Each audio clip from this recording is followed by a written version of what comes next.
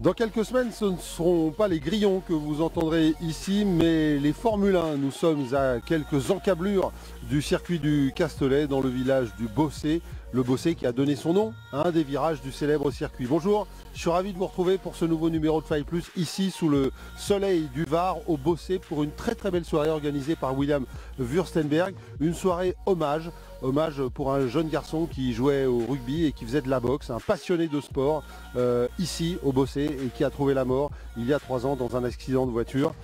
Marvin Berger, c'est son nom. Et bien cette soirée lui est dédiée, et une soirée dans laquelle il va y avoir du lourd d'abord avec ce combat phare entre Karim Zegad et l'Italien Xaia. Les deux restent sur 2 victoires chacun. Karim Zegad a l'air d'avoir franchi un nouveau cap, et ça promet un combat explosif ce soir dans cette catégorie des lourds, et nul doute que ce sera une marche à franchir pour les deux combattants. Et puis tout au long de cette soirée, eh bien, on notera la rentrée de Karim Jabri, en espérant que Karim retrouve un peu sa boxe. On le sent un petit peu perdu ces derniers temps sur le ring. Et puis un combat très intéressant aussi entre Yanis Karabournalis, le grec, et Maël Monchozou. Karabournalis, rappelez-vous, il a pris un KO terrible. C'était face à Vincent Delguera à Vitrolles. Et bien lui aussi, il aura à cœur de revenir et à montrer une belle image. Et puis eh bien, face à lui, Maël Monchozou, eh bien, aura aussi envie de briller sur ce ring de Bossé. Voilà, une belle soirée donc en perspective. Et puis dans cette soirée, nous irons faire un saut aussi du côté d'Agde, où il y a le trophée de l'Éphèbe, organisé par Christophe Dragol, vous le connaissez. Et là, ce sont Christophe Pignolo et Michael Lopez d'Avega qui ont fait leur rentrée. Voilà donc pour ce nouveau numéro de Fight. C'est parti.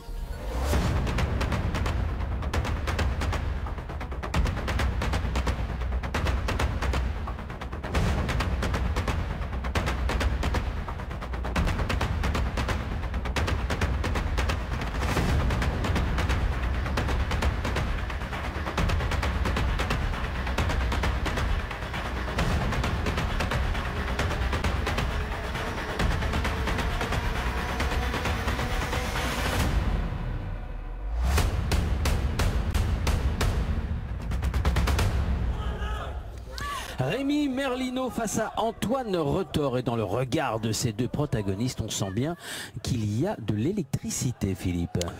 Il y en aura forcément, parce que Antoine Retort, Jean-Paul, on le connaît bien, on sait que c'est un boxeur explosif, on l'a déjà vu, et Rémi Merlino, eh bien, on l'a vu il n'y a pas très longtemps, c'était à Sainte-Maxime face à Mounir Mouzoun, et ça avait été un combat aussi très enlevé. Ce sont 2 boxeurs, et vous le voyez tout de suite, dans cette catégorie des 67 kilos, qui sont assez nerveux. Il y a du débit, donc voilà, ça risque d'être assez enlevé dans ce combat prévu en 3 rounds de 2 minutes, Jean-Paul. Oui, ça va vite, on le sait, hein, dans les règles du K1, surtout quand c'est du 2 minutes seulement. Donc il faut s'attendre à de l'explosion, et dès le départ, on ne s'épargne pas. Regardez tout de suite l'engagement, il est total, il n'y a pas de temps à perdre, ça c'est sûr. On sait qu'Antoine Retort est un boxeur plutôt nerveux, toujours sur l'offensive. Et là, il va falloir que Rémi Merlino, là, qui prend beaucoup là en ligne basse, fasse attention à ses appuis quand même.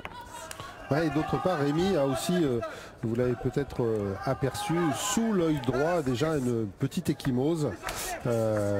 Peut-être une petite blessure d'entraînement qui est pas bien guérie. En tout cas, va falloir qu'il se méfie. Et puis Antoine, lui, on l'avait vu au ex Fight Tour 2017, entre autres, pas que là. Et on le voit régulièrement lorsqu'on va dans cette belle région du Sud, Antoine. Et voilà, et bien avec le... Oui, le premier voyage au tapis, alors ça n'a pas été comptabilisé. Sur le kick, Jean-Paul. Sur le kick, et regardez bien la jambe gauche de Rémi, il y a cette zone sombre là sur le quadriceps, et ça c'est pas très bon, ça veut dire qu'il a déjà un hématome, et donc une douleur qui va rapidement se réveiller.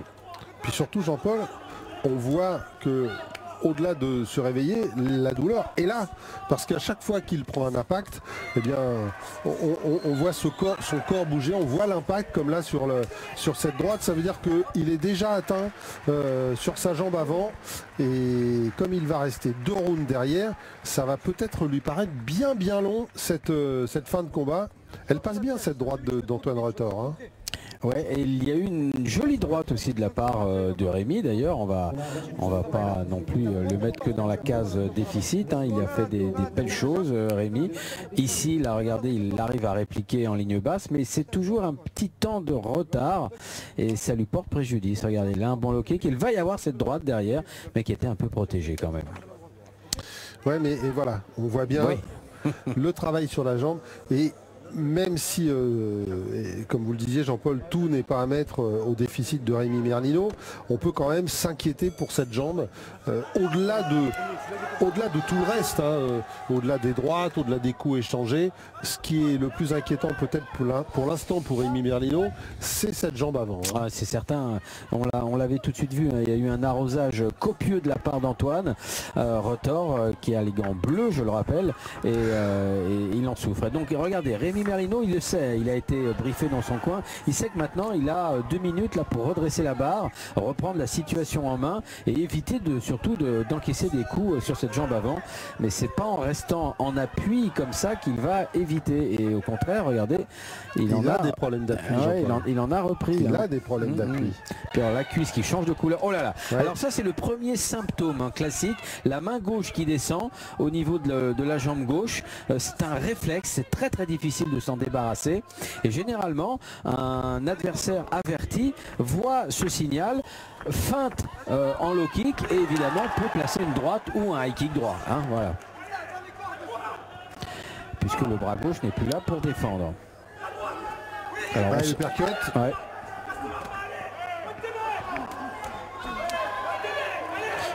Alors il trouve quelques espaces en middle, Rémi Merlino, mais c'est toujours avec sa jambe avant, et on a l'impression, Jean-Paul, qu'il lance sa jambe avant plus pour la protéger que pour vraiment frapper.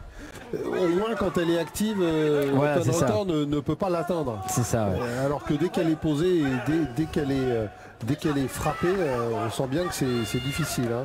Et d'ailleurs, Antoine devrait attendre, justement, c'est une question de timing, après que cette jambe avant se repose pour la frapper, plutôt que d'essayer de la toucher alors qu'elle est levée. Mais c'est pas toujours simple, il faut bien calculer. Ouais, puis Jean-Paul, un peu de droite là, c'est bien. Il y a eu beaucoup de coups échangés, il y a eu beaucoup de débit. Les deux hommes, même en 2 fois 2 minutes, hein, fatigués, forcément. Forcément. Et quand on est fatigué, on perd peut-être un peu de lucidité par moment. Alors que là, voilà, toujours ce travail sur cette jambe avant. Oui. Qui souffre, Jean-Paul, elle souffre. Ah oui, ça c'est clair et net. Hein.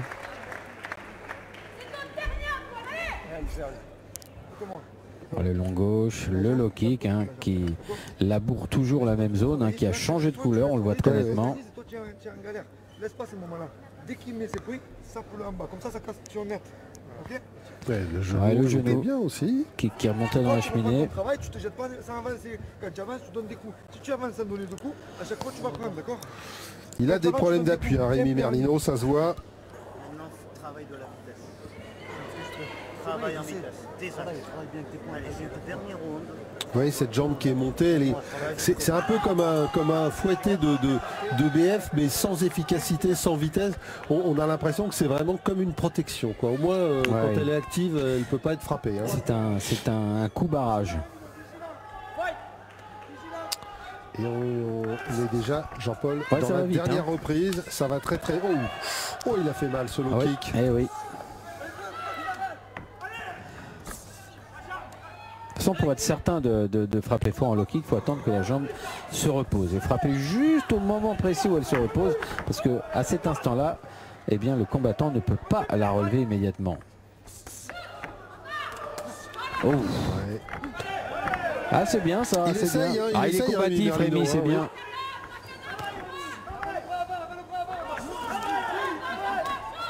Ah oui, ça.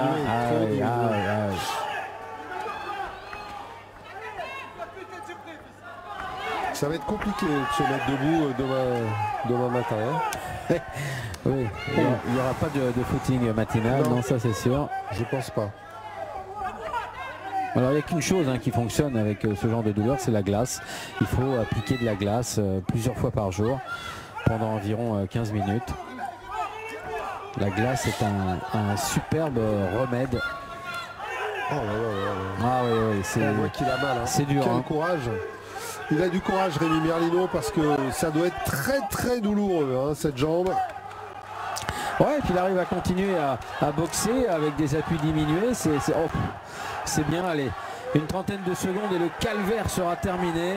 Ouais, mais alors, j'ai envie de dire, c'est peut-être Antoine Retort qui lui donne quelques ouvertures, parce que finalement, Antoine devrait prendre son temps et chercher la bonne cible. Or, il est toujours dans le même rythme, dans le débit. Oui. Et finalement, ça laisse des petites opportunités à Rémi Merlino qu'il n'aurait pas si Antoine Retort était un peu plus, comment dire, Voilà, on est d'accord. à sa distance. Il faudrait on regrette qu'il n'y ait pas une lecture un peu plus fine de l'adversaire, de la part d'Antoine Retort, qui aurait pu faire mieux. Oui, certainement. Ouais, en tout cas, ce sera à débriefer avec Fabien Vichy, son entraîneur. Ce sera plein d'enseignements, hein, ce combat pour Antoine. Parce que c'est vrai que quand on voit ce qu'il a fait, il aurait pu probablement conclure ce combat avant la fin, en ligne basse. Il y a de fortes chances, en étant peut-être un peu plus focalisé sur cette jambe, sur ce qu'il avait à faire. Et en fait, il a continué à boxer. Alors c'est bien aussi, mais voilà, disons qu'on n'est pas tout à fait dans le registre de l'efficacité, voilà, c'est ça, tel qu'on peut l'entendre. Voilà, la victoire, évidemment, on s'en doutait bien, d'Antoine Retort. Oui, sans problème pour Antoine, donc, qui remporte sa 23e victoire, Jean-Paul. Oui, Philippe, et on n'en a pas. Victoire, Jean-Paul. Oui, Philippe, et on n'en a pas fini avec les combats toniques à regarder entre ces deux hommes-là aussi. Il y a un petit contentieux. On a pris un peu de poids. Hein, alors on a pris du poids, nous sommes à 75 kilos. Voilà. Oui. Et voilà un garçon qui commence un petit peu à faire peur à tout le monde. C'est Ahmed Bouchibert. Il reste sur 2 KO, entre autres à Château Arnoux, KO deuxième reprise face à Ibrahim Kassanov. Et pour Abdelkrim Djedid, eh bien, c'est pas une mince affaire, hein, que de rencontrer ce jeune boxeur, hein, de 22 ans seulement, Ahmed Bouchibert. Et vraiment, il commence à faire parler de lui, hein, dans le milieu. Hein. Et c'est vrai, faut reconnaître qu'on aime bien quand il y a comme ça, je vais aller un peu un chien fou qui arrive, hein, dans le jeu de quilles, et qui bouscule un petit peu l'hégémonie de certains, les classements, tout ça. Et c'est vrai qu'Ahmed Bouchibert, regardez cette façon d'avancer, on est, hein, tout à fait dans ce registre là. Maintenant il faut qu'il se méfie aussi, parce qu'en face il y a de l'expérience. Abdelkrim qui aurait tout intérêt à justement très vite à agir dans la ligne basse, hein, pour dès qu'il y a un combattant qui avance sur vous comme ça, faut essayer de le calmer sur ses appuis. Alors il est entraîné, ça va être compliqué, hein. Alors ça va être compliqué, mais il est quand même entraîné par Johnny Tancret. Ce sont des gens qui ont énormément d'expérience, des combats durs, des combats rugueux.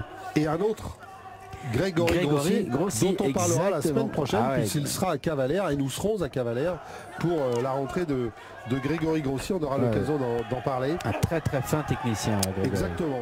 En tout cas, voilà, Ahmed Bouchibert, c'est vrai qu'on commence à le suivre. Et alors surtout, Jean-Paul, c'est vrai, vous le disiez, on aime bien ces boxeurs qui avancent, mais on aime bien aussi ces boxeurs qui, voilà, on y va, quoi, sans restriction. Voilà, c'est ça. Allez. C'est ça, et il y a une confiance en soi, il y a une assurance qui est là, et c'est ça, et l'envie d'y aller, quoi. Et puis bon, voilà, ça, on sait qu'il va se passer quelque chose avec un boxeur comme Ahmed Bouchibert, et c'est ce que le public réclame. Bolo punch, coup de genou, il y a tout. Non mais il y a tout. C'est compliqué, hein, pour Djedid là. Il y a tout chez Ahmed Bouchibert, franchement. Et puis alors, sans compter la puissance. Alors, Monsieur Rossi, fin du round, qui arrête le round, et je pense que ça aurait continué quelques secondes, il aurait fait un compte, hein, parce qu'on n'en était pas loin. Ouais. Il y avait très peu de retour de la part d'Abdelkrim Djedid. Prends ton temps, ajuste les coups et sois précis avec les coups. Pour alors, tous les coups sont donnés, on sent, avec l'envie, l'efficacité, enfin c'est assez incroyable, hein. Enferme-le, il gamberge pendant que tu le. Et ça te laisse la place. Dès que tu l'enfermes, il À la gamberge. fin de ce combat, il faudra un petit Enferme-le, tu break. peux préparer l'arrêt, la droite. Ils sont Une précis, petite les gars. entracte. Ah, la droite elle est bien passée, là, le kick derrière. Alors les low kicks qui sont pas assez engagés. Voilà. Alors, c'est rigolo Jean-Paul parce qu'on demande toujours le voilà Johnny Tancret à gauche avec Grégory Grossi qui est à l'extérieur du ring. Grégory donc on retrouvera à Cavalère le week-end prochain pour un championnat WKN. Ce qui est rigolo Jean-Paul, c'est que alors qu'on va démarrer la deuxième reprise, c'est qu'Ahmed Bouchibert, comme à tous les boxeurs, on leur demande souvent est-ce que vous connaissez votre adversaire.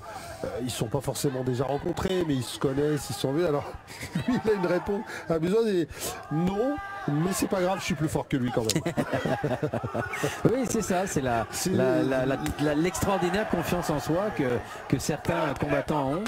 Et ce qui leur permet de monter dans un ring avec très peu de capital psychologique, parce qu'on a tous cette petite angoisse quand même quand on monte. Et ben chez eux, cette angoisse elle est quasi inexistante et du coup ils ont toute leur capacité à délivrer immédiatement. Et ça c'est un gros atout. Mais attention aussi, car parfois c'est le genre de boxeur qui peut pécher par excès et qui peut justement commettre des fautes d'inattention et de garde. Il a 22 ans, il est coaché par Fabien Vichy. On peut penser que dans les années qui vont venir, dans les 2 ans qui viennent, les choses vont se discipliner, vont se mettre... voilà, c'est toujours compliqué hein, dans la formation de boxeur. Est-ce qu'on le contrarie? Est-ce qu'on le laisse aller à sa nature? Enfin voilà. Oh, ça passe, hein. Heureusement qu'Abdelkrim Djedid a des bonnes défenses parce que franchement sinon ça ferait longtemps qu'il aurait été compté. Ah, il a mal, attention. Il doit avoir mal partout. Hein. Ça y est, les low kicks là ils sont bons, ils sont donnés avec le tibia, ça fait beaucoup plus mal. Et puis voilà, c'est certain, Monsieur Rossi a raison, il compte, car on a bien vu qu'il était en danger, Djedid, en difficulté. Il le fallait Jean-Paul. Ouais, c'est compliqué pour Abdelkrim Djedid. Je suis pas sûr qu'il ait récupéré Jean-Paul. Hein. Non, mais il reste 10 secondes. Souhaitons-lui de survivre hein, jusqu'à la fin de cette deuxième reprise. Oui, mais il y en a une troisième derrière. Ouais, même si elle fait que 2 minutes, il y en a quand même une troisième, effectivement. Oh, le dernier genou. C'était pas cadeau. Hein. Bon. Ah, c'est pas cadeau quand vous avez un adversaire comme ça, Jean-Paul. Hein. Bah non. Fin de la deuxième reprise. Ouais, c'est bien. Hein. Une suite de 5 crochets. 5 crochets. Et on a vu que le dernier, il était encore très puissant. Hein, alors ça vaut pas Ross Jones Junior qui arrivait à en mettre 11 d'affilée et on avait calculé hein, sur des mesures de puissance, le 11e était pratiquement aussi puissant que le premier, ce qui est absolument fabuleux. Ça en dit long sur... C'était Roy Jones. C'était Roy Jones Junior, voilà. Mais ça en dit long sur la capacité et la tonicité musculaire de ce grand champion de boxe anglaise. Qui s'était mis au basket après, on se demande pourquoi. Mais il est vite revenu à la boxe. Oui. Non mais il avait des qualités physiques exceptionnelles. Ah ouais. Non. Et il n'est pas champion olympique parce qu'il est volé en finale. Mais enfin voilà, c'est. On est d'accord. S'il y a bien eu un boxeur excitant, c'était bien Roy Jones. Bon, en tout cas, Jean-Paul, Ahmed Bouchibert, bah, il est excitant aussi. On est parti dans la 3e reprise et ça va être compliqué pour Abdelkrim Djedid, qui a déjà fait preuve de beaucoup de courage quand même dans les 2 premières, mais qui va encore subir pendant 2 minutes. Et là, ça fait mal. Ça fait mal. L'attention, hein, c'est un marathon qui est engagé parce que c'est plus de la défense, là c'est presque de la fuite. Il est obligé de se réfugier dans les 4 coins là. C'est pas presque. Abdelkrim, c'est complexe là. Et Monsieur Rossi, s'il voit qu'il n'y a pas de répondant du côté du boxeur rouge, eh bien il faudra qu'il compte une nouvelle fois.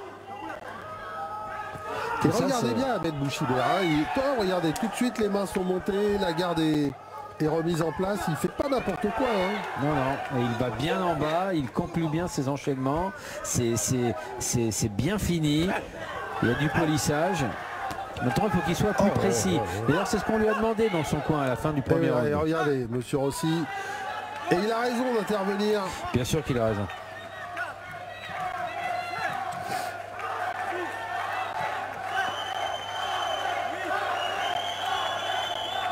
Pour l'instant, il n'est pas en danger de KO, mais par contre, sur la ligne basse, Jean-Paul...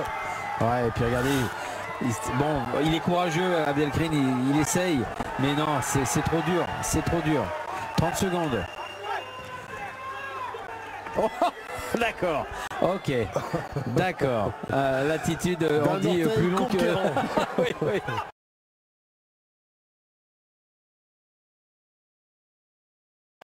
Ah, c'est trop, trop, c'est trop. Marcher sur l'adversaire d'un orteil conquérant, comme on dit. Troisième et dernier compte, Philippe. Voilà, parce qu'il n'y en a jamais plus de 3, hein, c'est le règlement. Et c'est fini, out. Voilà. À quelques secondes de la fin, c'est dommage hein, pour Abdelkrim. Il a été courageux, Abdelkrim Jedid, mais ça n'a pas suffi le courage. Face à une telle tornade. Ah, c'est ça. Hein. Il faut les arguments hein, pour contrer la fureur comme ça. En tout cas, voilà un boxeur qui va être à suivre, Jean-Paul. Ahmed Bouchibert. Oh, regardez la grimace de douleur d'Abdelkrim Jedid. Ahmed Bouchibert qui peut encore améliorer beaucoup de choses. Bien sûr, bien sûr. Vous voyez sur les low kicks, hein, tout à l'heure on parlait d'engagement. Alors il était un petit peu en bout de pied sur les premiers, puis après il a bien ajusté sa distance pour frapper avec le tibia. Mais il manque encore un petit truc, c'est le pivot de la jambe d'appui. Il pourrait engager davantage la hanche et là mettre encore plus de puissance. Bah, tout ça c'est des petits réglages qui vont venir à la salle.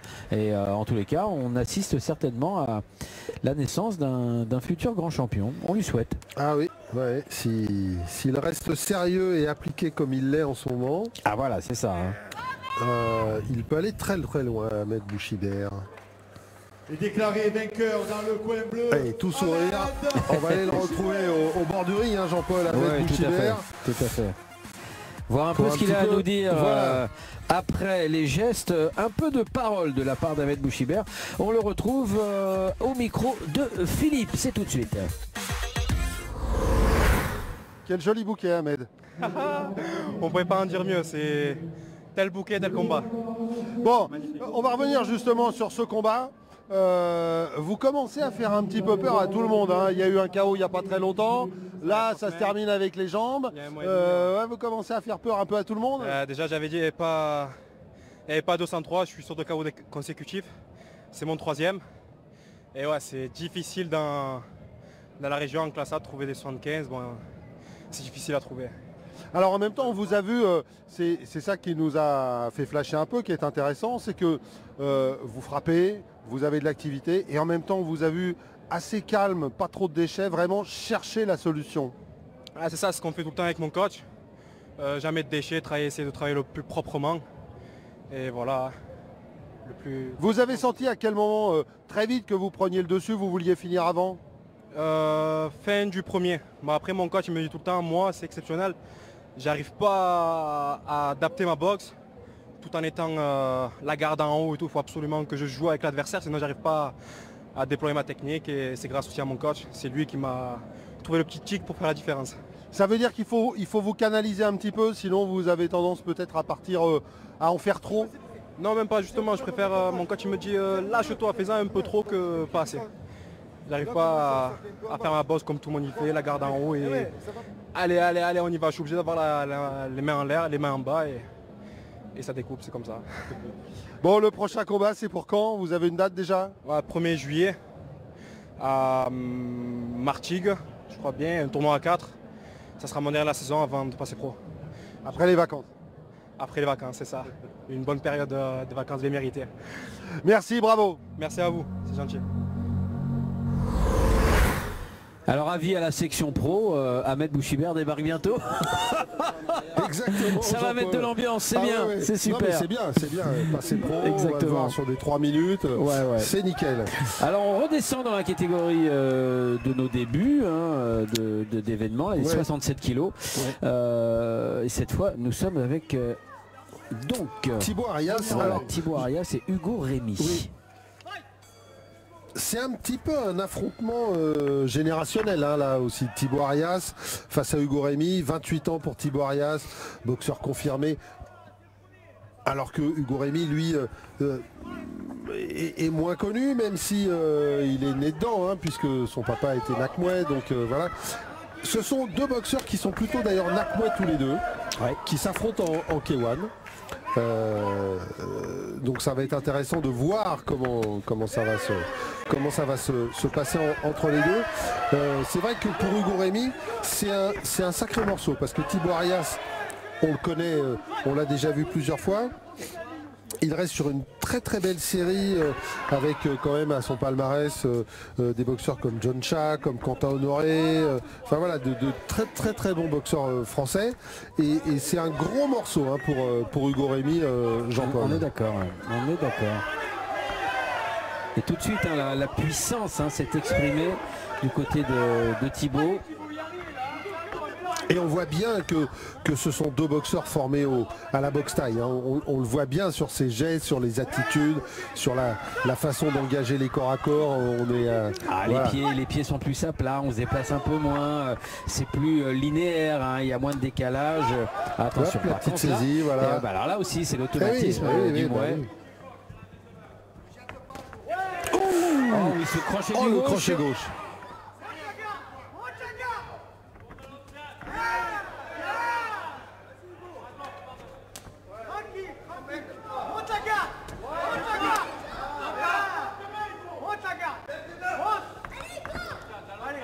Alors duel gaucher-droitier également, hein. Voilà, toujours intéressant.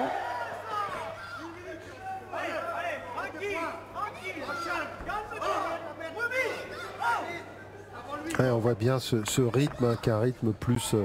vous avez vu, hein, on a vu vraiment des boxeurs formatés K1 depuis le début de l'émission. On voit bien au niveau du débit, au niveau de... Oh oui. Voilà. Par contre, au niveau de l'engagement, c'est pareil. Ah, c'est clair, mental est le même. Il y a une belle petite droite là, bien en ligne.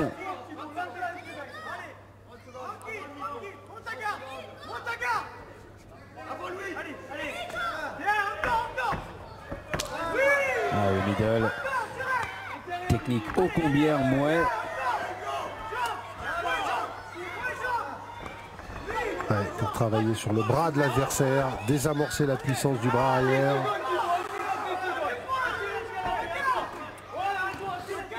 Allez, 10 secondes et on aura bien pris la température là dans ce premier round. Ah, attention, pas tenir les cordes. Eh bien, plutôt bien tout ça. Et alors vous avez vu qui est dans le coin de Thibaut Arias? Bah oui. Ouais. Bah, très honnêtement, Philippe, Thibaut Arias c'est un peu un clone de Cédric Castagnac. Exactement. Il a la même coupe, la même barbe. Exactement. Exactement. Vous croyez que Cédric impose à ses boxeurs je lui pas, ressembler? il avait un magnifique Bermuda qui a mis ses mollets en valeur. On lui a fait remarquer à Cédric. C'est bien, c'est bien, il faut. Qu'il avait de magnifiques mollets. Ah bah oui, il est très très fier de ses mollets, il a raison. Là, regardez ici, là, la frappe sur la jambe avant, puisque la jambe droite et la jambe avant. Autre grand champion, on a vu Walid Haddad avec Wandy. Et voilà Cédric Castagnac. Regardez, ils se ressemblent, non? Ils ont la même coupe, sauf que Cédric sort de chez le coiffeur. Thibaut est un peu plus petit. Alors que Thibaut, lui, il vient de transpirer, alors il n'est pas aussi bien coiffé. C'est vrai.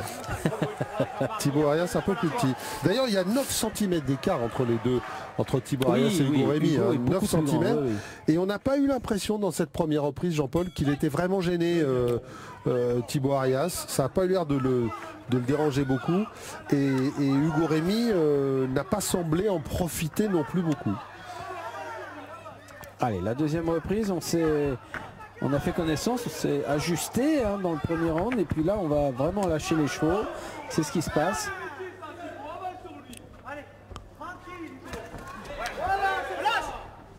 Oui, lâcher tout de suite, c'est bien. Ah, il faut très vite lâcher. Voilà, Thibaut qui a tendance à conserver un peu le clinch. Oh, le middle. Oui, hein, il a bien raisonné. Il a bien claqué.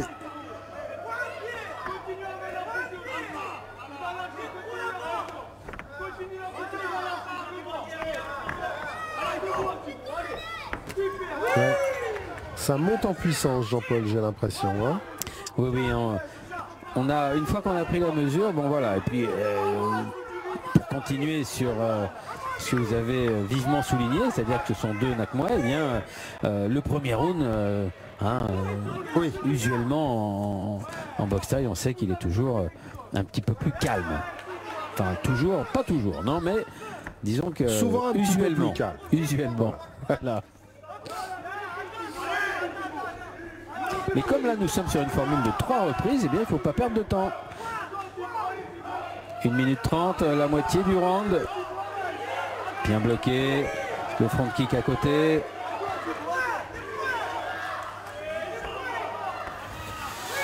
Ouais, mais obligé de reculer un peu Hugo Rémy, et du coup il n'utilise pas son allonge.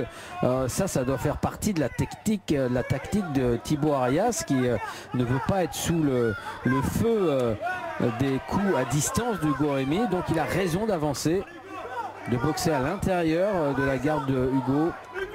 Ouais, et puis Jean-Paul, on voit que Hugo Rémy, comme il a cette formation Nakmois finalement, pour se mettre à distance, il utilise le front kick, jamais il n'utilise le jab, jamais le bras avant, ce qui pourrait lui faire marquer des points et lui permettre de passer une jambe en ligne basse derrière. Et donc il sollicite sa jambe en front kick, ce qui, on va dire, nuit un petit peu au rendement de sa boxe. Ouais, c'est ça. Surtout quand le front kick est pas précis, quoi. Ça c'est double peine un peu. 20 secondes, un bon middle encore là de Thibaut Arias, un bon low kick également sur la jambe avant d'Hugo. Il est plus étanche quand même Thibaut par rapport au coup reçu.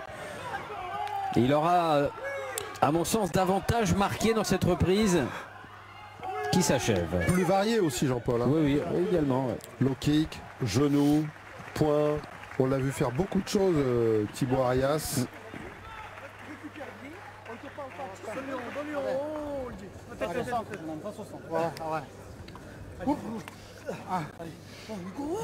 Allez, tu fais 3 minutes. 3 minutes, tire dans ta vie. 3 minutes, donne tout. Allez, respire. Alors que là, on est dans le coin d'Hugo Rémy avec Walid Haddad qui demande à Hugo de tout donner. Walid Haddad avec Wandy, donc. Ça passe à côté, il peut te contrer. En ligne, regarde, doucement à gauche, on quitte, bam, la droite et tu sors un crochet, tu fais un jambe. À la droite, là, on voit qu'il n'a pas été assez précise pour Hugo. Alors que là, Cédric Castagna, Alain Parlanti derrière avec ses lunettes.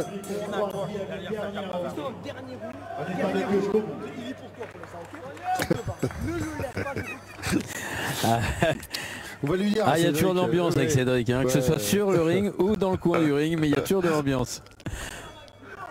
Allez, c'est la dernière. Jean-Paul, ce que vous dites est vrai, mais en même temps, il y a beaucoup d'entraîneurs qui pourraient prendre exemple sur lui, parce que quand il est dans le coin et quand le combat se déroule, il encourage son boxeur bien évidemment, mais il l'encourage de façon tout à fait normale, j'ai envie de dire. On ne voit pas sauter partout, crier, hurler, taper sur le ring, enfin voilà.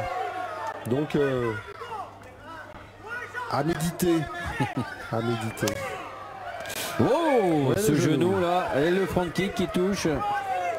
Ce qui est bizarre, c'est que Jean-Paul, le genou aurait dû être un argument pour Hugo Rémy. Oui, qui est plus grand, mais bon, vous savez, la physionomie ne fait pas tout. Les kicks font mal.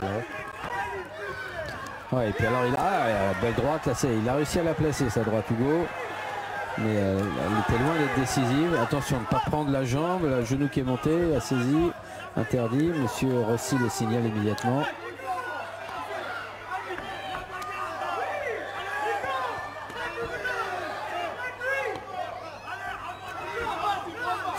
Ouais, Jean-Paul, on voit bien Thibaut Arias là fait parler l'expérience, il a fait ce qu'il fallait dans la deuxième reprise. Et là, voilà, il est en train de gérer un petit peu, il est sur des esquives, il fait voilà ce qu'il faut pour marquer. Là, on a vu le guerrier dans le round d'avant, et là on voit le boxeur d'expérience. Exactement, c'est tout à fait ça. Et c'est de la gestion très intelligente, parce que il ne descend pas en cadence, mais on sent qu'il est plus prudent. Voilà. Oui, exactement. Et ça, c'est vraiment un signe d'intelligence.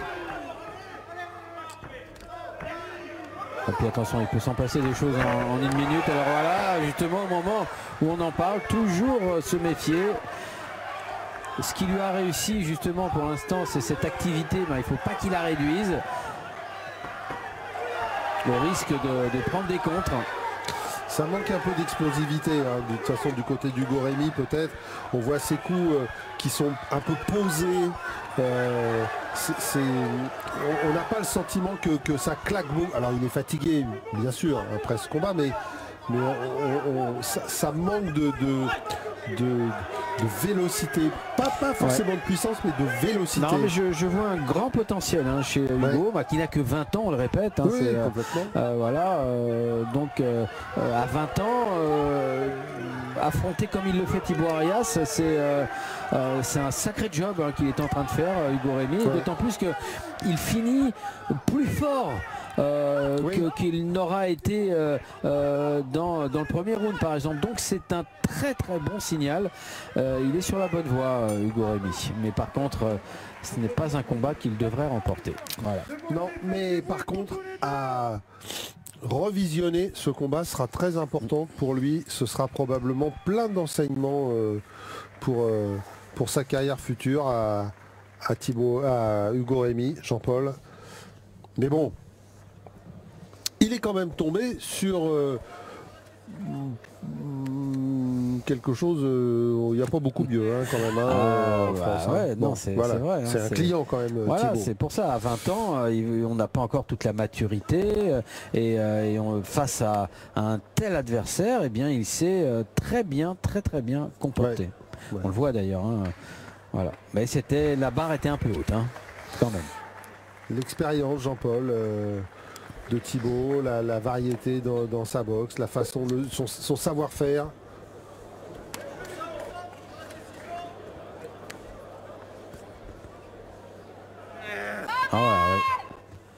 Allez, on va aller au verdict.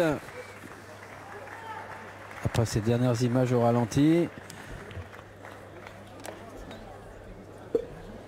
Ah oui, un coup de genou, heureusement, qui a été protégé. Ouais, celui-là beaucoup moins. Oui. Oh là, oui. Il y en a eu des coups de genoux qui sont passés. Hein. Et déclaré vainqueur dans le coin rouge, Thibaut. Voilà. Sans surprise. Bien vu, Jean-Paul. Sans surprise donc avec Thibaut Arias. Voilà, c'est ça, on va aller lui poser quelques petites questions. Le fameux débrief de fin de combat où on apprend toujours plein de choses. C'est signé Philippe. Rude combat Thibaut. Hein. Ouais, rude combat, je m'attendais pas à un combat aussi dur. Ah oui, c'est vrai? Ouais, c'est vrai parce que je connaissais pas mon adversaire. Et j'ai vu aucune vidéo, je connaissais pas son nom, je savais pas d'où il venait. On m'a annulé 2 fois. À 2 reprises, mes adversaires ont fait faux bond. Et donc, au dernier moment, une semaine ou 2 semaines avant, on m'a mis cet adversaire. Donc, je ne connaissais pas. Donc, la préparation a été difficile. C'est sur le ring que je me suis aperçu que c'était un gaucher. Donc, voilà, plus dur que ce que je pensais. Plus grand, gaucher. Gaucher, c'est vraiment gênant. Plus grand, oui. Plus grand, c'est gênant. Par contre, le fait que ce soit un gaucher, pas tellement, parce que moi j'aime bien travailler sur ma jambe arrière. Et du coup, là, ça fonctionnait bien. Lui aussi avec une belle jambe arrière. Donc j'ai bien aimé l'opposition. Qu'est-ce qui a fait la différence à votre avis? L'expérience peut-être, des moments décisifs que vous avez su saisir? Alors oui, sûrement l'expérience. Après, j'ai trouvé que ma boxe, sans être prétentieux, était un poil plus complète. Je mettais des genoux, alors que lui a mis très peu de genoux. Donc je pense que c'est ce qui a marqué la différence au niveau des juges. On a eu l'impression de voir par moments un petit peu de la boxe taille en K1. Ouais, c'est ça. Donc je suis actuellement champion de France. J'ai fait une saison. Et oui, c'est pour ça. J'ai fait une saison uniquement de boxe taille. Et là, c'est mon premier K1. Donc un peu de mal à m'adapter. Bon, en tout cas, bravo. Merci beaucoup. Merci Canal+. Et merci à l'organisation. Très belle soirée. Merci. Voilà un combattant courtois qui sait remercier ceux qui font l'effort de l'inviter. Il est bien. Il est très bien. Et il y en a 2 autres qui sont pas mal aussi. J'ai envie de vous dire, attention, combat explosif. Voilà, alors nous sommes dans les 83 kilos. Yanis Karabournalis, surnommé comme par hasard le grec, il est dans le coin bleu avec son short noir. Ah, on le connaît, on le connaît bien et on l'aime beaucoup parce que à l'instar d'Ahmed qu'on a vu tout à l'heure, eh bien on sait qu'il y a toujours d'explosions avec Yanis. Exactement. Et face à lui, un autre qui n'a pas laissé ses muscles au vestiaire, c'est Maël Monchozou. La preuve, c'est parti tout de suite. Exact. Alors quand même Jean-Paul, attention parce que Yanis Karabournalis, on se souvient, c'était à Vitrolles, il a pris un KO terrible par Vincent Delguera. Il revient de ce KO, donc on va voir comment il est, on va voir comment il va revenir. Pour l'instant il a l'air bien, d'autant qu'il n'a pas choisi la facilité avec Maël Monchozou, qui est quand même un redoutable combattant et qui lui aussi n'a pas envie de, il n'est pas avare non plus, voilà, non, on va dire ça comme ça. Et puis c'est pas le genre à venir pour faire de la figuration. Hein. Donc voilà, bon, le petit coup coquille, il en fallait bien, hein, sinon la soirée ne serait pas complète. Exactement. C'est logique. Quand on voit la générosité des deux, il n'est pas illogique que ça se passe avec ces deux garçons. Hein. Exactement. Voilà, tiens d'ailleurs. Voilà, tiens. La fameuse réponse à la bergère. Et on a vu le low kick, vous avez vu juste avant ce petit incident, le low kick de Maël Monchozou et ce 360 degrés, ah oui là c'était très net, qui est classique du mouet avec les orteils repliés tout à fait dans l'esprit Muay Thai, et c'est pas pour rien que Maël Monchozou a disputé même des titres en Thaïlande. Il a été champion Nord-Thaïlande, c'est quand même incroyable, c'est quand même un titre complètement... avec tout le respect qu'on lui doit, improbable. Donc ça veut dire qu'il a marqué quand même en Thaïlande. Vers Chiang Mai, là-haut, là dans le nord, il y a comme partout en Thaïlande beaucoup de combats. Et puis avant d'arriver au Lumpini, au Rajamnen, il faut passer par les championnats régionaux, quoi. C'est bien. Il cherche l'ouverture, Maël Monchozou. Yanis qui devrait être un petit peu plus proactif là, plutôt que d'attendre. Ah, attention, hein. Attention, là on est dans le mouet là. Oui. Bah oui, mais c'est... il y a un peu des deux là quand même. Hein. Et en fait ils sont tous les deux responsables parce que d'abord Yanis Karabournalis a essayé un petit Taragoshi. Voilà. Derrière Maël Monchozou c'était un petit...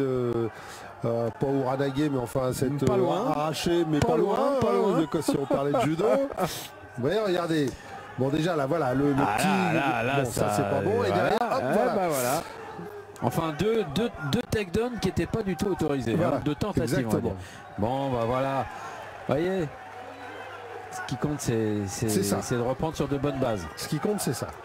Voilà des gens intelligents, c'est bien ça. Mais du coup ça nous a fait perdre un peu le fil là. Il nous reste plus que 10 secondes.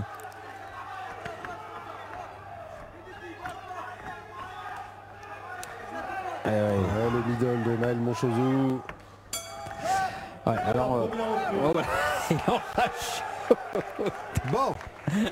bon, a priori on n'avait pas arrêté le compteur pendant tous les petits problèmes, et donc du coup ça nous a fait un round très court au niveau activité.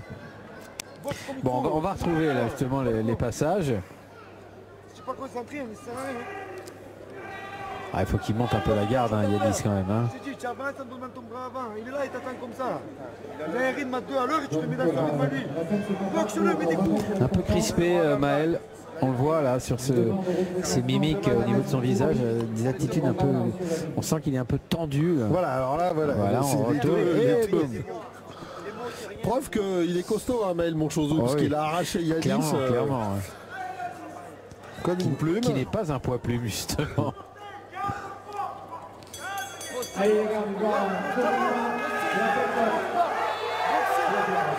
Grégory Grossi qui a un petit peu grondé Maël Monchozou en lui disant qu'il n'était pas vraiment dans le combat, qu'il n'était pas... Grégory qui était un vrai gentleman sur le ring, et donc c'est une attitude qui n'a pas dû lui plaire, ça. Allez, la deuxième reprise, en espérant une reprise normale. Voilà. Jean-Paul. un peu de normalisation dans les rapports entre ces deux protagonistes. Ça fera du bien à tout le monde. Et puis surtout, ce qu'on vient voir, nous, c'est voilà, c'est l'échange de qualité, le partage des savoirs. C'est ça aussi le sport de combat. Le crochet gauche. Et oui, il est vite remonté, mais bon, il a bien perdu l'équilibre. Ouais. Il n'est pas compté. Il n'est pas compté. Yanis Karabournalis, a priori, attendait que l'arbitre le compte. Encore la gauche. Et oui. Il se livre trop. Il se livre trop, Maël Monchozou. Attention le blocage là, attention. C'est du clinch, c'est ça. Et ouais, c'est du clinch. Même avec un seul bras. Qu'est-ce qu'il a, Maël Monchozou? Il est agacé.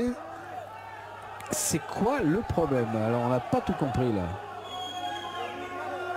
Alors je peux vous dire, parce que il y a Anthony Perrin qui est au bord du ring, et Anthony Perrin il n'est pas content du tout, et il vient de dire à l'arbitre, et ben voilà, c'est Maël Monchozou qui a décidé d'arrêter le combat, donc tu le comptes. Donc Éric Darmon s'exécute et compte Maël Monchozou. Bah oui. Et je peux vous dire qu'Anthony Perrin a dit à l'arbitre, à la prochaine incartade, je renvoie les deux boxeurs au vestiaire. Très étonnant. Il y avait Christian Robert juste derrière aussi qui n'était pas content du tout. Christian Robert, oui, qui est le président de la région PACA. Voilà. Quelqu'un qui insiste beaucoup sur la déontologie, et c'est bien. Mais je comprends pas bien ce qui a agacé Maël Monchozou. Alors on a vu au début, au premier round, on a compris ce qui a agacé Maël Monchozou.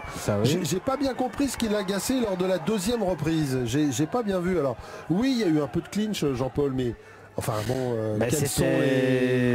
c'était lui qui tenait très clairement, mais il est trop tendu de toute façon, il est trop contracté, ça se voit. On le voit sur son visage, son corps aussi envoie ce signal de quelqu'un de très tendu. Et alors il prend les gauches à chaque fois. Voilà. À chaque fois il a pris les gauches. Là le deuxième compte il va l'avoir et c'est pas ce qu'il a. C'est incroyable. Ouais. On l'a jamais vu comme ça. C'est dommage, c'est dommage parce que il a plein de qualités. Maël, il veut pas Non, bah c'est fini. Bah voilà. Alors en face, évidemment, au Kime Dojo, on doit être un peu vert quand même. Johnny Tancret, il est allé au bout du compte, Maël Monchozou. Il fallait que ça arrive, ce gauche. De toute façon, il y avait un boulevard depuis le début. Et Yanis Karabournalis l'a emprunté et avec la force suffisante pour envoyer donc au tapis son adversaire. Et ça, il n'y a pas photo. Quel dommage pour Maël. Bah oui. Oui, c'est très dommage, effectivement. Ouais. C'est vrai que cette gauche, elle a fait quelques dégâts quand même. La gauche, ouais, alors il avait des atouts à faire valoir, Maël, on le voit, là, il y a une longue droite. Mais regardez, là, c'est clairement du blocage là avec le bras gauche. D'autant plus que quand on bloque avec un bras et qu'on frappe avec les jambes en même temps, c'est du clinch, ça c'est clair. Bon, eh bien écoutez, moi je vais attendre Yanis Karabournalis. Il a des choses à dire. Voilà. Ok.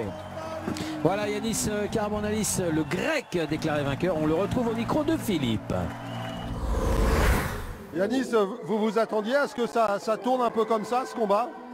Non, après je savais que mon adversaire, il s'entraînait en taille, donc il boxait, on va dire sur un rythme, on va dire.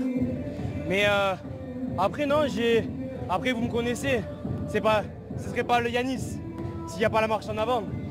Après malgré le respect que je lui dois, je pense que j'ai pas un adversaire fair play. Je pense que il avait peut-être pas peur, mais il savait qu'il ne finirait pas le combat. Mais juste voilà, ce soir si j'étais aussi un peu tendu, je tiens à le dire, j'ai mon papa qui est rentré à l'hôpital, qui a des graves soucis de santé. Ce soir il n'est pas là alors qu'il me supporte tout le temps. Donc ce combat, je lui dédicace du fond du cœur. Et papa, elle est pour toi cette victoire. Voilà, je tenais à vous le dire. Parce que c'était pas facile pour moi. Oui, et en même temps Yanis, on sait très bien que on se souvient du chaos face à Vincent Dalguera.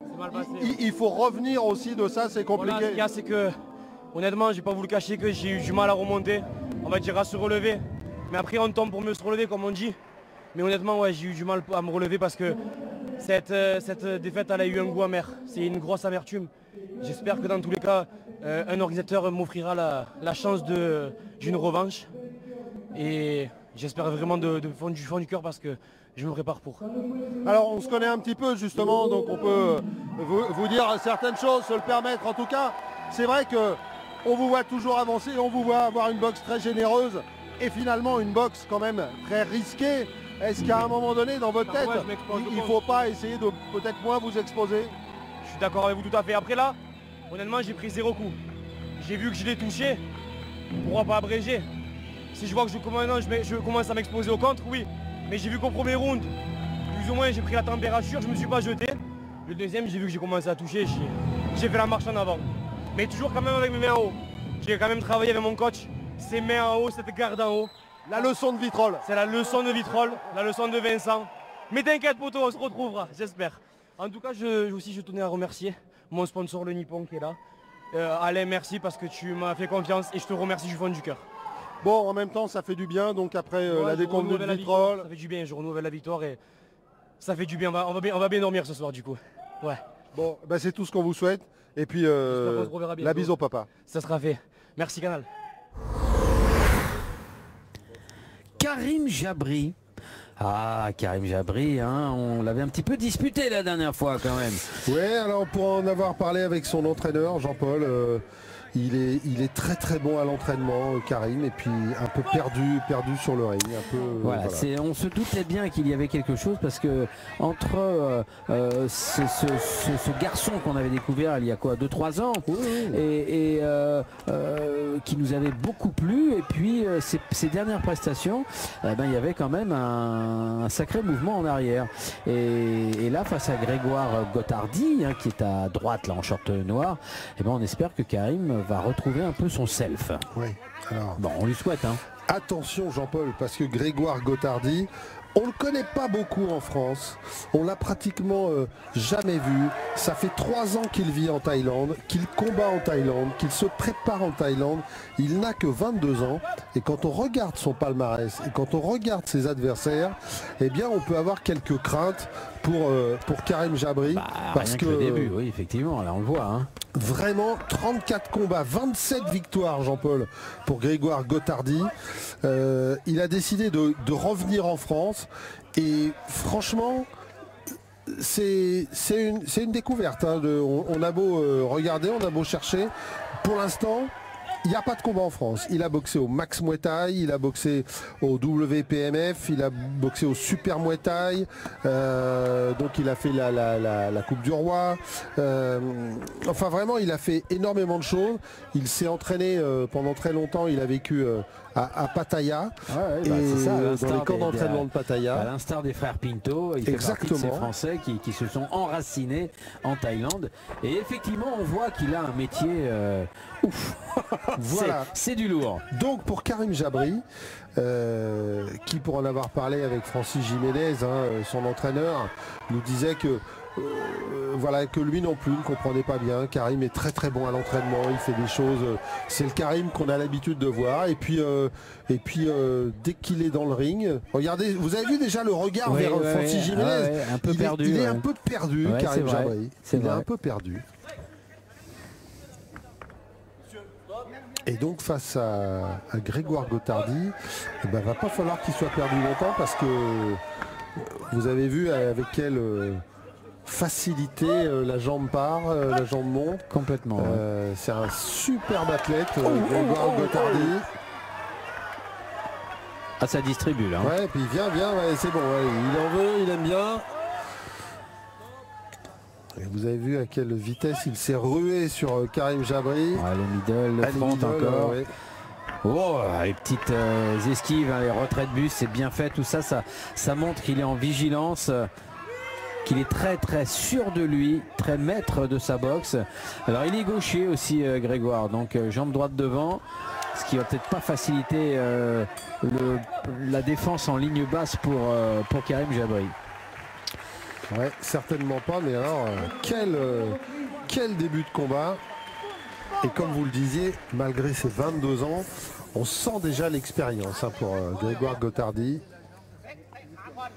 Oui, et puis on sent qu'il a trempé dans le chaudron thaïlandais, quoi, qu'il est imprégné de cet esprit thaï où voilà, quoi qu'il se passe dans le ring, on est là pour aller jusqu'au bout.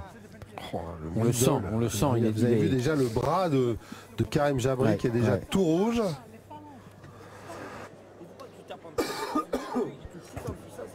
arrière. Toi, ta jambe arrière, vous qui envoyez. Deuxième Jambe arrière, l'épaule assure.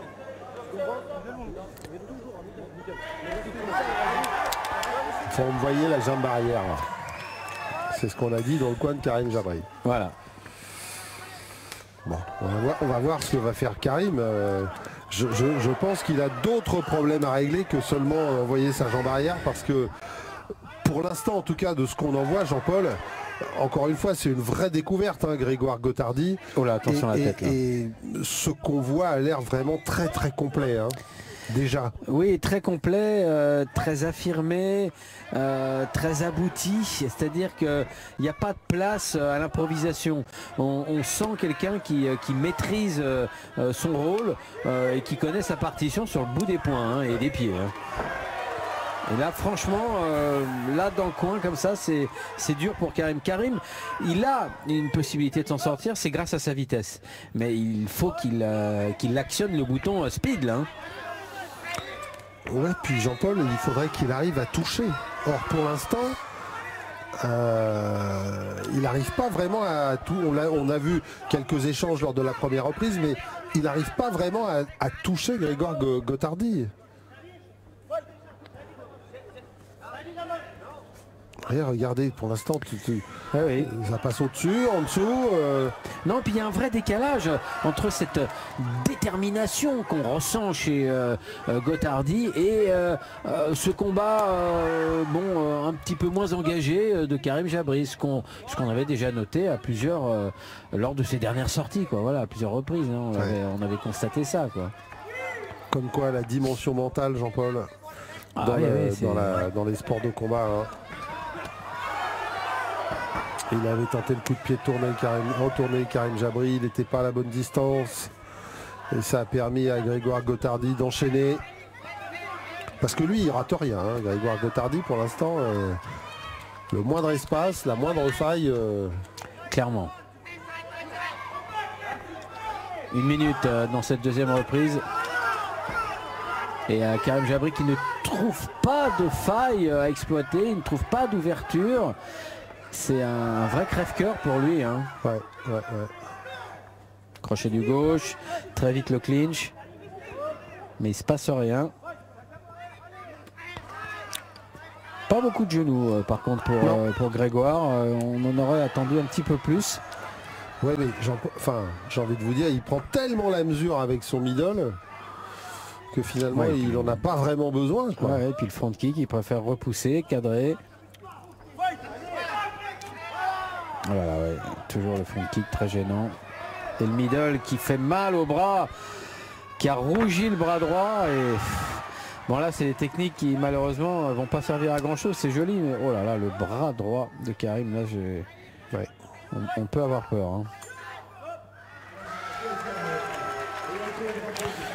C'est difficile.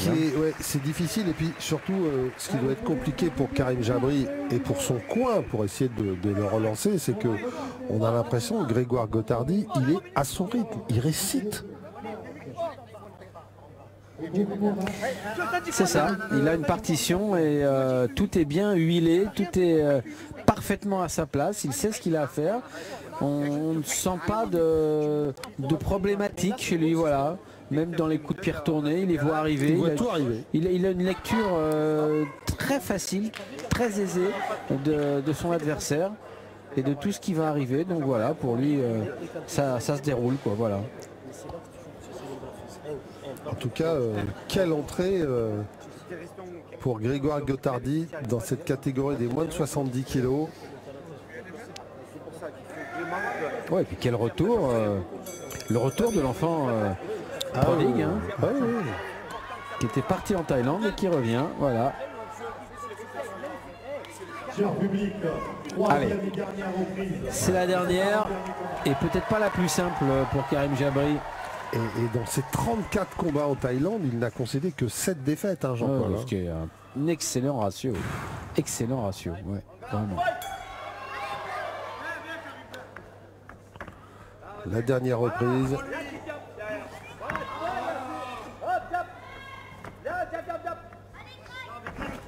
Oh, attention ce middle là qui est remonté en high kick. Le petit décalage là pour placer le gauche, c'était bien vu aussi de la part de Grégoire.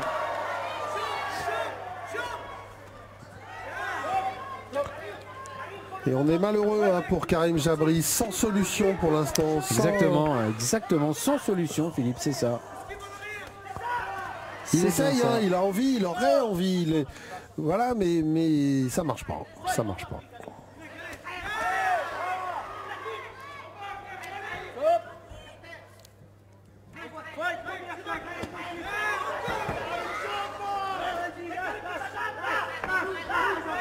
Là, voilà.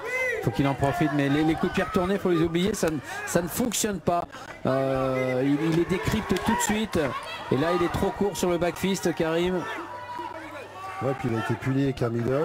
Oh là là là là. Encore un. Oh, puis alors, ça monte bien avec le tibia. Grégoire Gottardi, là, qui est en maîtrise complète.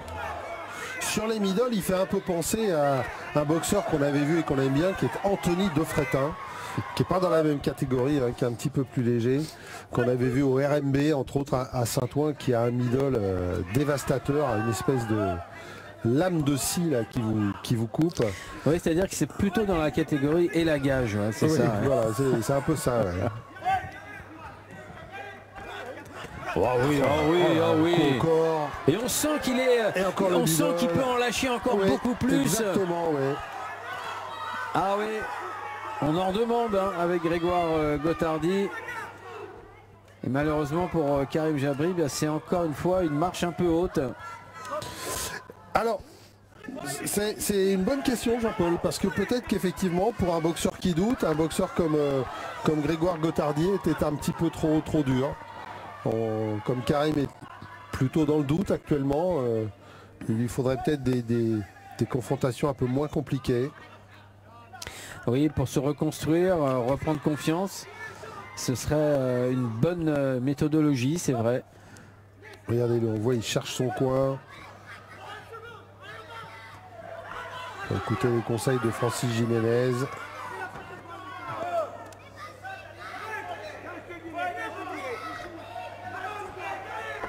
Allez, 15 secondes et on voit mal le combat être bouleversé dans les derniers moments. C'est sûr.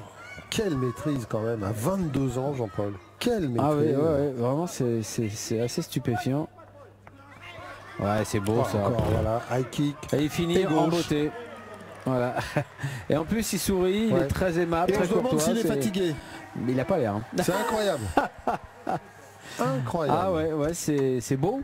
C'est beau à voir ça, ça fait plaisir. Puis ça fait plaisir qu'ils reviennent en France, surtout parce que comme ça on va bien en profiter. Parce qu'on peut pas aller tous les week-ends à Shanghai, hein, à Chiang Mai. Ouais. C'est pas possible. Hein. Dommage. Dommage, parce que c'est très très beau, c'est vrai. Les montagnes du nord de la Thaïlande, c'est magnifique. C'est un peu plus rafraîchissant. Voilà, ça change des îles. Et oui, le backfist trop court après le middle. Thaïlande authentique. Ah ouais, la vraie.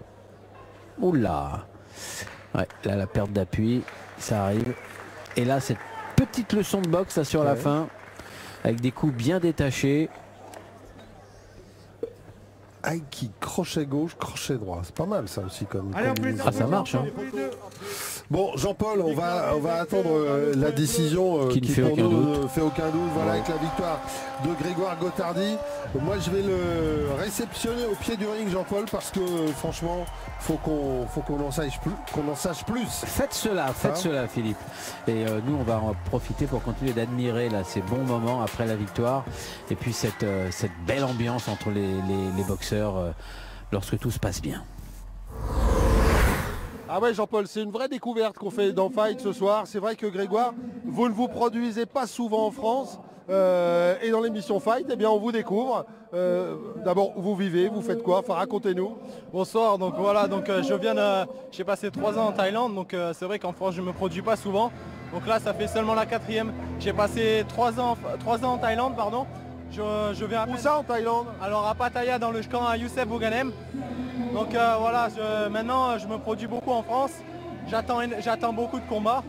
J'espère en avoir beaucoup. Je recule devant rien. Alors on vous a vu ce soir, vous êtes en K1. Apparemment vous êtes plutôt nakmouais quand même. Hein. Oui, en ayant passé 3 ans en Thaïlande, C'est vrai que je suis plus dans la boxe taille. C'est un petit peu difficile de me produire en K1, mais je le fais aussi. J'accepte tout, donc c'est un plaisir pour moi. Vous aimez bien aussi le K1 ou vous préférez vraiment la taille? Ma spécialité c'est bien sûr la taille, mais j'aime beaucoup le K1 aussi. Donc je prendrai les deux et je m'entraîne pour les deux. Alors vous le disiez, vous vivez en Thaïlande, enfin vous avez vécu en Thaïlande pendant 3 ans. Là vous faites quoi? Vous partagez votre temps entre la France et la Thaïlande ou vous êtes rentré finalement? Alors non, oui, depuis le début d'année je suis rentré pour faire un maximum de combats ici, me faire connaître ici, avoir un grand nom ici. Donc voilà, je suis ici et j'espère avoir beaucoup de combats. Et à l'international, en dehors de la Thaïlande, valait mieux revenir en France aussi pour vous faire connaître? Ah bah je suis en France, donc je reste ici pour le moment, donc je n'ai pas encore de pensée de repartir en Thaïlande pour le moment. Pourquoi pas dans le futur, mais pour le moment je suis ici. Alors pour nous c'est une vraie découverte, hein. On vous a jamais vu dans Fight, bien évidemment. On vous a vu face à un adversaire qu'on connaît bien, Karim Jabri. On a vu votre science, on va dire, du middle, hein. Ça s'est vu ce soir. Finalement, on a eu l'impression que vous avez déroulé votre combat finalement. Oui, ça va, j'ai réussi à prendre l'ascendant dès le début. Après au deuxième, ça y est, il est un petit peu revenu, mais j'ai quand même réussi à garder mon style, garder l'avance. Donc tout s'est bien passé, je suis vraiment content. Alors à côté de vous, là, il y a la famille qui est là. Je pense que ça leur fait plaisir que vous soyez rentrés. Bien sûr, voilà, c'est vrai qu'en ayant passé 3 ans en Thaïlande, c'est vrai que ça fait plaisir qu'ils viennent. En plus, c'est la première fois que je peux me produire dans ma ville où toute ma famille est présente, donc c'est un grand plaisir. C'est vrai que le Bossé Pattaya, ça fait loin. Oui, c'est sûr. Voilà donc ma petite sœur et le fils à mon entraîneur qui sont là depuis les débuts aussi. Et voilà, je tiens à remercier aussi les deux clubs qui me produisent, qui m'entraînent, donc la team Domingos et mon club l'Académie Training, qui m'entraînent et qui me trouvent les combats et qui me font, grâce à eux, je suis là aujourd'hui. Eh ben, on vous souhaite plein d'autres beaux combats et puis plein de bonnes choses. Voilà. Merci beaucoup, merci à tous et merci de m'avoir encouragé et de m'avoir fait venir. Merci à vous. Non, vous pouvez y aller, hein, vous inquiétez pas, ça passera pas. Bref, merci, bravo. Merci beaucoup, merci. Francesco Xara face à Karim Zegad, un combat franco-italien donc chez les 95 kilos, Philippe. Oui, alors Karim Zegad, on en a parlé avec son entraîneur Ali Sadok, hein, il a décidé vraiment de franchir un cap et de se consacrer vraiment à son sport, à la boxe. Et puis Francesco Xaya, on l'a vu il n'y a pas très longtemps, c'était face à Hassan Othman, c'était à Orange. Et on avait là aussi découvert un combattant italien dans cette catégorie redoutable. Très pugnace, effectivement, et on le retrouve tout de suite hein, dans ce même état d'esprit. Alors il connaît son adversaire de réputation, hein, donc il se méfie, il est bien dans sa garde, mais on sait que cet Italien a énormément de ressources. Oui, et puis Jean-Paul, il fait partie de cette génération hein, qui depuis 10-15 ans maintenant a vraiment franchi le cap. C'est vrai, j'en parle souvent, mais c'est vrai que il y a vraiment de très très bons boxeurs qui arrivent alors l'Italie, l'Espagne, il y en a quelques-uns en Suisse aussi, enfin voilà. Et lui est peut-être en tout cas parmi ce qui se fait de mieux hein, oui. dans les boxeurs italiens formés en Italie. Et puis il correspond également à cette nouvelle norme des poids lourds. Hein. Bon oui. Là même s'il est mi-lourd, c'est-à-dire un physique qui pourrait être celui d'un 72 kg, quoi, d'un poids moyen, donc avec des capacités de rapidité, de déplacement, de vivacité que avant n'avait pas les lourds, et de souplesse parce qu'il a d'excellentes techniques de jambes. Et face à lui, donc Karim Zegad, alors on en parlait avec Ali Sadok, son entraîneur de Karim Zegad, parce que on sait que c'est un boxeur qui a énormément de qualité. Chez Karim, tout est un petit peu dans la tête. Hein. S'il a vraiment envie, on sait qu'il peut faire vraiment de grandes choses. Et il semblerait qu'il ait décidé vraiment de se prendre en main.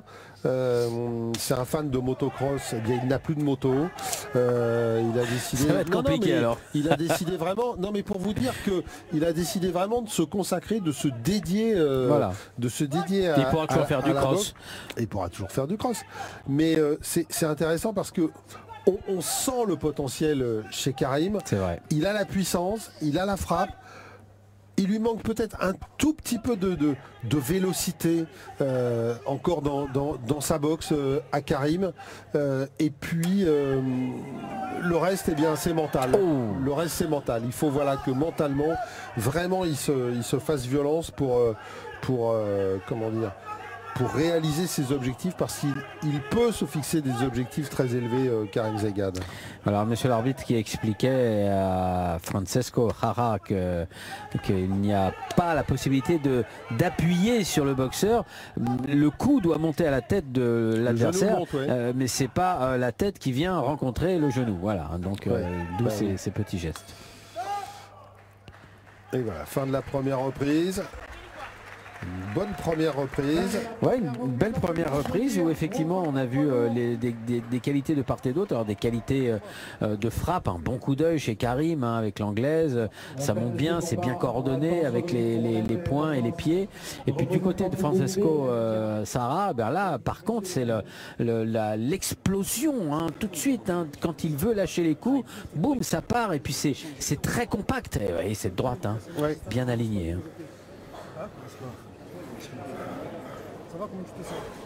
Ah puis c'est vrai que Francesco Xaia, voilà, c'est l'Italien qui monte. C'est l'Italien qui monte.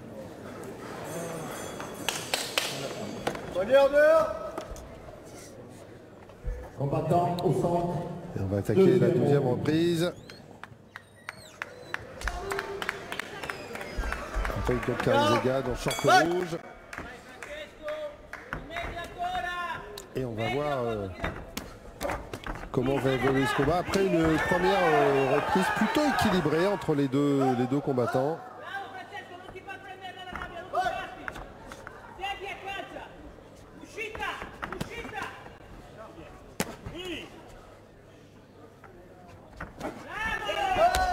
Oh, le high kick de Xaia qui est bien monté.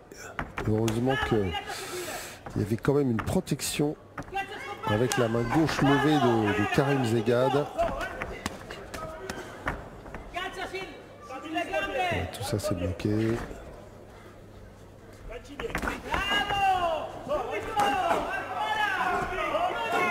Oh, le coup de genou sauté de Francesco Xaia. Oh, il a encaissé sans broncher Karim Zegad.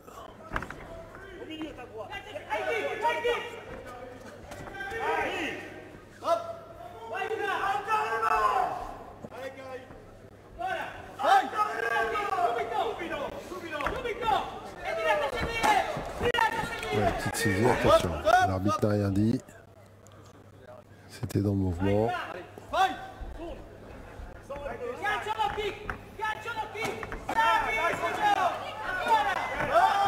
Les genoux. Les deux hommes à peu près de la même taille, hein, 4 cm d'écart. Autant dire rien en faveur de Francesco Xaia. Donc pour les genoux, eh bien, ça ne fera pas franchement la différence.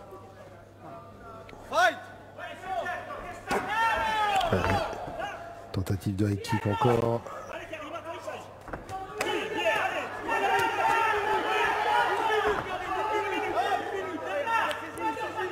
Il prend pas mal de coups de genoux, Karim Zegad. Il faudrait qu'il pense à répliquer.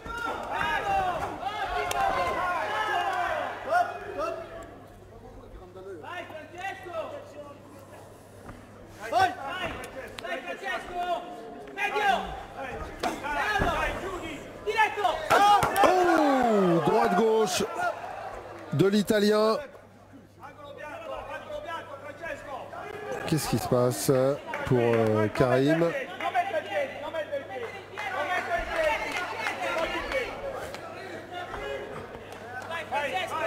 Petit coup dans la coquille.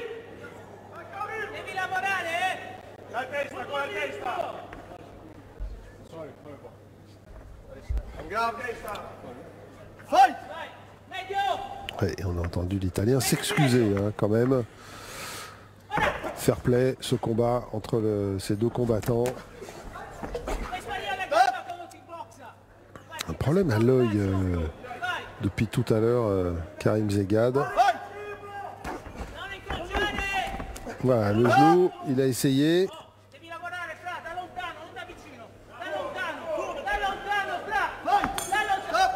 Et fin de la deuxième reprise. Deuxième reprise un peu bizarre entre les deux. En tout cas pour l'instant un combat très très équilibré.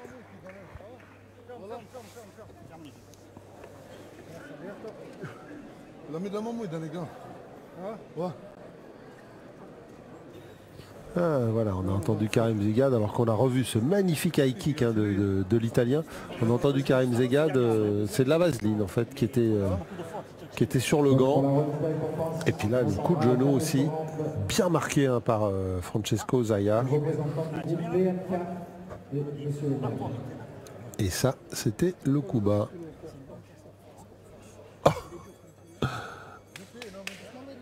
Allez, on peut les encourager, c'est leur dernier round de crayonnage. Le public. La dernière reprise. Et une reprise qui pourrait être décisive.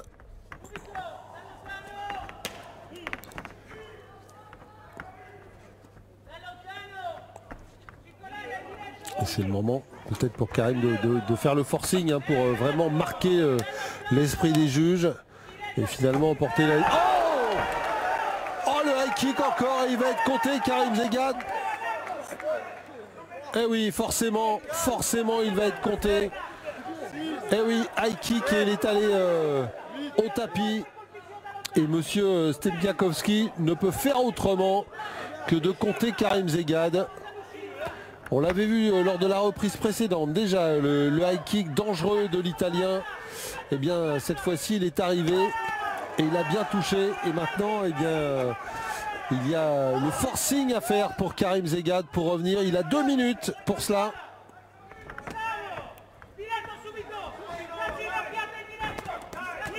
Ouais, ça c'est bien, droite-gauche.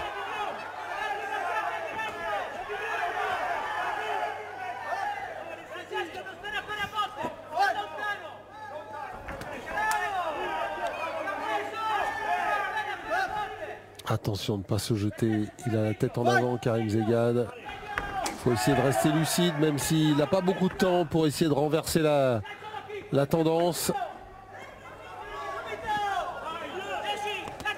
Ouais, très bon travail en bas.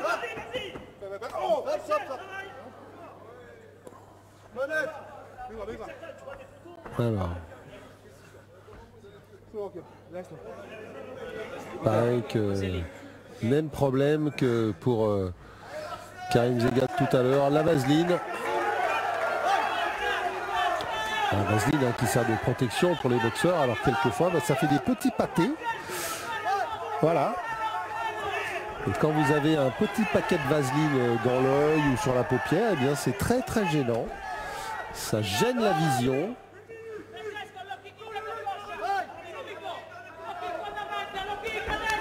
Ouais, ça c'est bien, la gauche et puis le low kick de la part de Karim Zegad, mais il faut en faire encore plus, 1 minute encore dans ce combat. Ouais, c'est bien, allez continuer à travailler, empêcher l'Italien de l'accrocher, marquer des points et puis si possible trouver l'ouverture. Il peut le faire, il en est capable Karim Zegad. Parce que si les choses en restent là, le compte va peser très très lourd.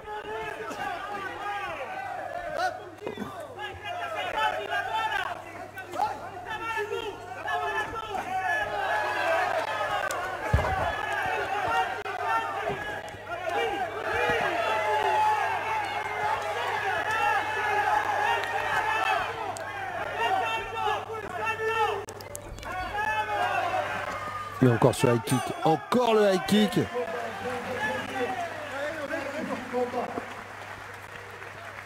Et le dernier high kick donné par l'Italien.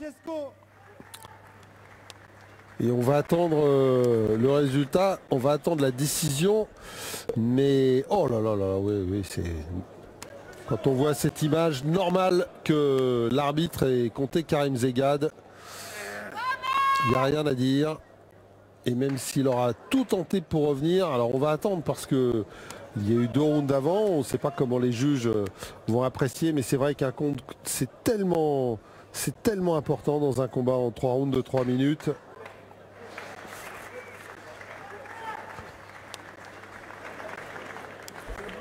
Et il a essayé jusqu'au bout, Karim Zegad.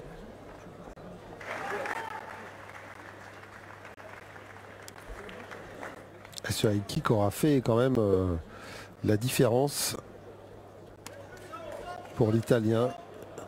Il l'a passé plusieurs fois, mais surtout il a trouvé l'ouverture avec 2 ou 3 fois.